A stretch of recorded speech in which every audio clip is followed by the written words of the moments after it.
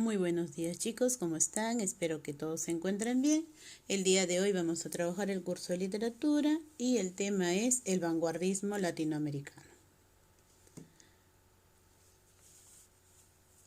Vamos a recordar en todo caso que el vanguardismo latinoamericano fue un movimiento artístico y literario que se desarrolló a finales del siglo XIX y la primera mitad del siglo XX, como una respuesta a los grandes cambios políticos y sociales que sucedieron en el continente americano, producto de ¿qué? De la Primera Guerra Mundial que se dio entre los años de 1914 y 1918. ¿Ya?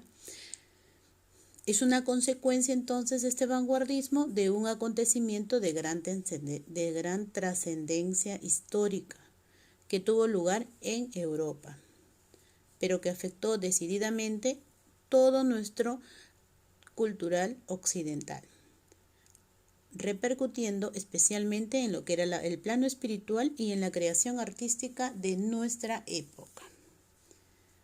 ¿Sí? ¿Cuáles fueron las consecuencias del vanguardismo? ¿Qué sucedieron? ¿Qué sucesos ocurrieron en ese entonces? Pues la negación de un pasado, la libertad creadora y la creación del istmo. ¿Ya? El vanguardismo se va a basar principalmente en el rompimiento de los esquemas y normas tradicionales que se venían aceptando en el arte y la literatura moderna. Pero esto, chicos, implicó que se generaran nuevas corrientes literarias y nuevas formas de escribir poesía que fueron revolucionarias para la época.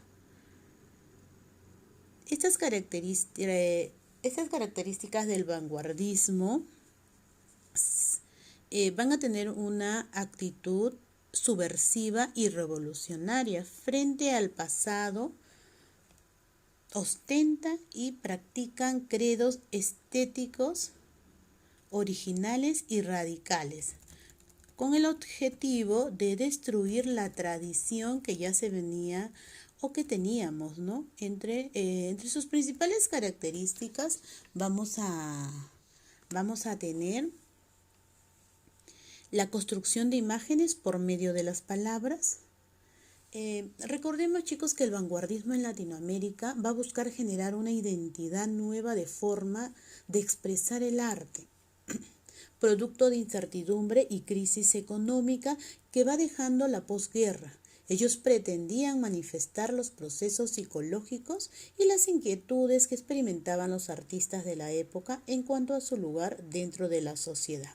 Se va a ver también una reducción de la lírica a su elemento primordial, ¿no? Ese elemento primordial era la metáfora. Se van a olvidar de las formas estróficas, es decir, se van a olvidar de la estrofa y van a romper con la estética de la narrativa tradicional, modificando la parte lineal, es decir, de inicio, el inicio, el nudo y el final, ¿no? Es decir, esa estructura que va teniendo y el carácter lógico, y haciendo uso de recursos como el contrapunto, el trasloque, el flashback, la narración múltiple y el humor negro. Entonces también vamos a ver lo que es la alteración de la sintaxis, la puntuación y el uso de las mayúsculas. O sea, cuando hablamos de una alteración de sintaxis, vamos a ver que, normalmente nosotros vemos que siempre al inicio de una expresión se va a encontrar el sintagma nominal y luego va a venir el sintagma verbal, pero puede ser que ellos quieran escribir que primero vaya el sintagma verbal y después el nominal. Va a haber una revaloración de lo lúdico, una crítica instrumental. Lo lúdico es el juego, ¿no? Utilización de términos de origen tecnológicos y científicos. Dentro de lo que vamos a ver son las máquinas, la velocidad, etcétera, ¿no? Y los límites entre la razón, la sensatez y la locura no van a estar muy bien relacionados o definidos. En la poesía van a destacar el uso de versos libres, los caligramas y el collaje, siendo percibidos, entre otros, como creaciones experimentales. Chicos, recordemos que lo que son las caligramas son poemas que tienen la forma del tema que están tratando. Por ejemplo, si un poema hablaba de una paloma, la forma de ese poema va a tener la forma de un poema. Entre los tipos de vanguardismo vamos a encontrar el futurismo, ¿ya? Cuando nosotros hablamos del futurismo, vamos a estar hablando pues del poder, ¿no? De estas máquinas que van a dar una revolución industrial, es decir, vamos a ver cosas que de repente en ese momento no existían, pero con la llegada de estas máquinas se van a tomar en cuenta, ¿ya? En el Perú va a tener el representante a Juan Parra del Riego y en México a los estridentistas mexicanos. Luego vamos a tener el dadaísmo.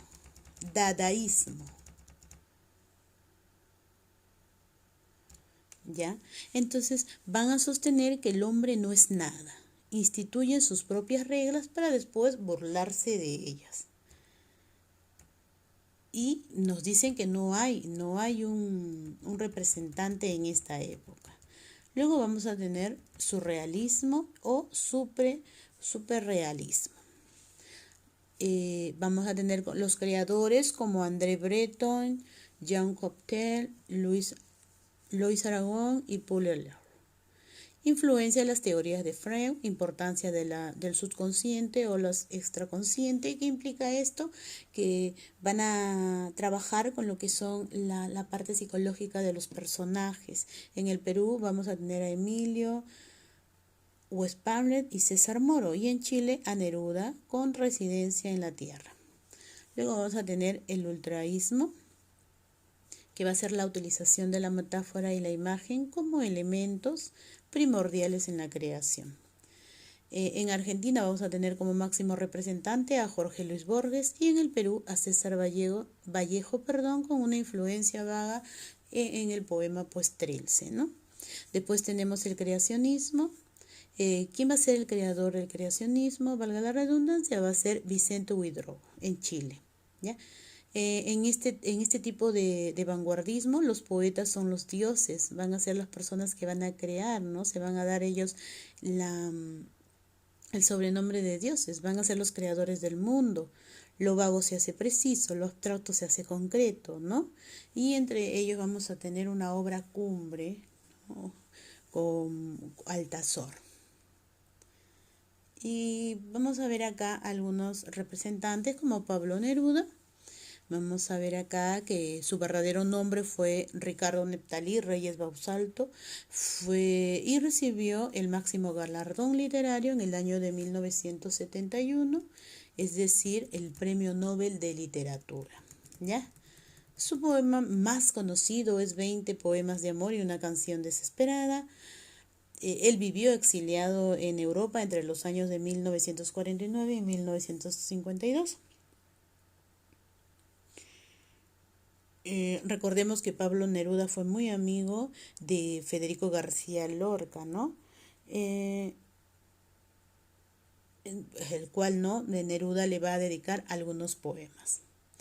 Entre sus obras de Pablo Neruda vamos a tener, va a estar dividida en 4 etapas, ¿no? La primera etapa van a ser poemas de amor, como 20 poemas de amor y una canción desesperada y 100 sonetos de amor. En su segunda etapa ya va a ser poemas de exilio, residencia en la tierra. La tercera etapa, poemas comprometidos, canto general. Y en la cuarta etapa, odas elementales, oda al caldillo de Guarango. Y vamos a ver acá también a un representante, a César Vallejo. Recordemos, chicos, que la poesía de César Vallejo en realidad pues tiene un valor muy sentimental, ya que tiene un lenguaje poético muy auténtico, ¿ya? Recordemos también que Vallejo fue aquel autor que anticipó lo que era el vanguardismo, ¿no? Antes de que llegara al Perú el vanguardismo, él ya estaba tomando en cuenta algunas características netas de este. Su legado como artista implicó una renovación del lenguaje literario al que unirían muchos poetas. La poesía de César Vallejo nos hace sonreír con juegos de significación, o sea, hay un juego de palabras que muchas veces nos conllevan al doble sentido, afincados en una ironía que a la vez es muy propia. Y él va a tener en cuenta muchos temas sociales y especialmente culturales. Trayectoria literaria. Entre sus principales obras vamos a tener a Los Heraldos Negros en el año de 1918, Trilce en 1922, El Tusteno en Madrid en 1931, Crónicas Rusia en 1931 también. Un cuento muy importante es Paco Yunque, ¿no? En donde se ve lo que es hoy en día el bullying, ¿no? El maltrato que el niño sufría en la escuela de parte de uno de sus compañeros, ¿no? Que era el hijo del jefe de su mamá. Sus poemas póstumos es decir, aquellos poemas que fueron publicados después de su muerte. Tenemos a Poemas Humanos y España aparta de mí este cáliz. Entonces vamos a recordar acá que entre sus principales representantes del vanguardismo latinoamericano vamos a encontrar a Vicente Huidobro, que va a estar dentro de lo que es el creacionismo, a Jorge Luis Borges, que va a estar dentro de lo que es el ultraísmo, Alberto Hidalgo, que va a estar dentro del simplismo, Manuel de Maples Arce, que va a estar dentro de lo que es el estridentismo, y Gonzalo Arango, que va a ser dentro del nadaísmo.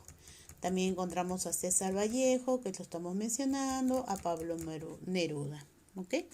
Muy bien, tenemos una tarea para resolver, chicos. No te olvides de hacer el organizador visual. En este caso vas a hacer un mapa mental del tema trabajado. Vas a complementar esta ficha que se te está dando. Y muy bien, chicos, eso es todo. Espero verlos pronto. Cuídense mucho, por favor. Un abrazo.